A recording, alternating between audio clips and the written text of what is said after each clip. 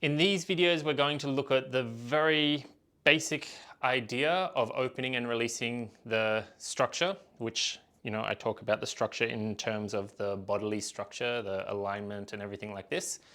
And there are a few key things we need to look for. First of all, there are cues for each part of the body to help go towards this quality of open and release that I always talk about on this channel. And these cues aren't the only way to achieve this quality. They're just a way that worked very well for me. You may find other teachers cue it in a different way. The idea is to find what works for you so your system starts to open and starts to release. If things are opening and releasing, you are on the right path. You don't really need to worry about what else there could be. There is a posture that is the easiest to achieve this in. It's not the only posture you can achieve it in, but it is the easiest because this idea is a very balanced idea and this posture is a very balanced posture.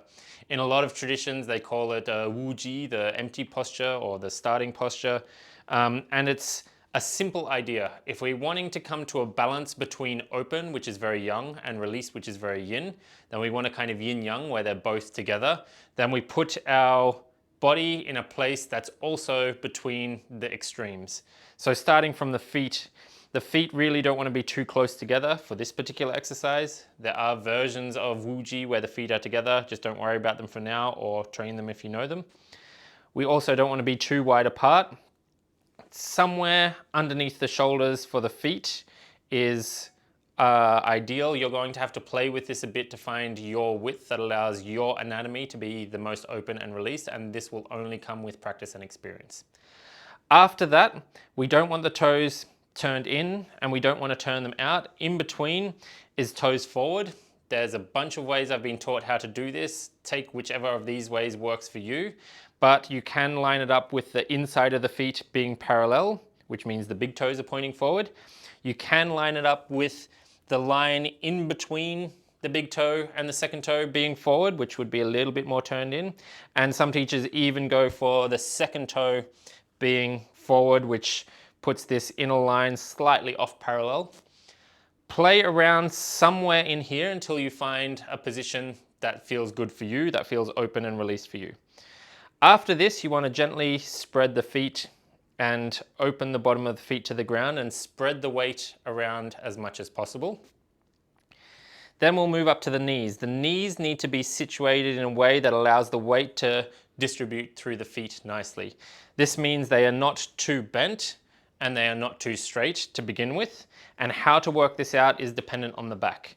If I look at the back here, and if I turn this way maybe so you can see, I straighten my knees, you see my back collapses, scrunches up, and you can see that the material will scrunch up on my shirt. And if I bend my knees and just keep my back relaxed, there is a point where the back falls down and hangs. This is how deep you want to go to begin with. It's usually a little deeper than we expect, but it's not so deep that I'm really like down here with the quads and knees working. Somewhere in between, really, really low and way up high. So release that like that just by letting go of the holding of the knees. The positioning of the knees too must not be collapsed where they're falling inwards, nor overly pressed out where they're pushing outwards. The idea to find it is to relax the knees and then as if all the way from here to here, we're expanding like a balloon sideways, only to the point where you feel the first little resistance. The moment you touch some resistance from this expanding action through here, you stop and just wait. And then you let the knees release down to the feet. This may feel to some people like you've got a band or something wrapped around the knees and you're trying to separate the band. A couple of things to take care of. Some people will kind of externally rotate the knees where it tries to drag the feet like that.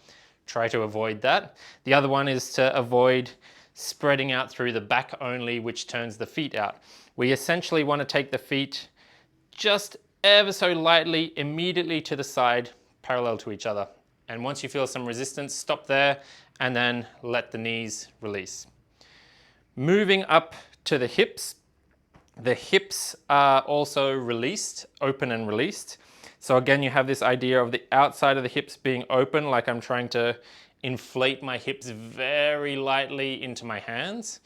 And as a result of the outside of the hips moving out of the way, the inside of the hips can fall, can release. There is a little point here that's really interesting to work with. This region in general, where your bikini line or undie line would be, is called the qua in the Chinese arts. If you run your finger down it, there's a point where it kind of falls into the hole. And this little divot here, we want to feel sink down and backwards a little bit. And it feels a little bit again like you're about to drop your butt down to the ground onto a stool or onto a chair below you. Something like this. If I don't sink down through here and I drop, I'll often get my hips sliding forward. But I also don't want to have my head fall forward. I want to go down just far enough that it feels like it's heavy through this point and release through the back. Then we move up to the waistline. Throughout the waistline, we just want it to be relaxed and open. The hanging pelvis, the released hips will drag the pelvis down to the ground. And in a second, we'll talk about the floating head. This region in between, because one thing goes down and one thing goes up, just kind of opens up like a balloon or something like this. Then don't worry too much about here. We just need to make sure we don't hold anything tightly. We're not holding the core or anything like that. It's just relaxed. Moving up to the chest and shoulders. The shoulders are basically replicating what the hips are doing. We are inflating the shoulders out to the side. Not so much that I pinch the spine. I don't want to pinch the spine. In fact, I want the spine to open as well. I inflate to the side. And because I inflate, the chest and the middle of the spine can sink down. In between the shoulders inflating, something falls down. This also works directly on the shoulders. As the shoulders inflate to the side, the arms can hang down out of the shoulders. And the cue for this is to make your elbows very heavy and loose, like they're dead weights. And the more the shoulders open, the more you'll be able to release the elbows. The more the elbows release, the easier it is to open the shoulders. And you continue this down through the wrists, even through the hands to the fingertips.